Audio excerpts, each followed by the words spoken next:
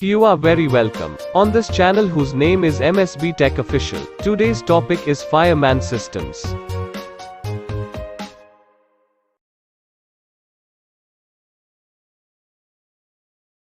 Fireman system or hydrant system, the discharge of seawater from the fire pump is led throughout the ship. In a fire main line and fire hydrants are provided on the fire main line at likely spots of fire.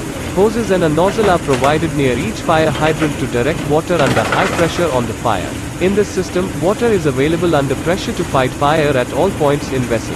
The emergency fire pump discharge can also be led in this fire main system via an isolation valve. The fire pumps are located in engine room and emergency fire pumps are located outside the engine room so that in case of main pump or the power supply, the fire main can be kept under pressure from emergency fire pump.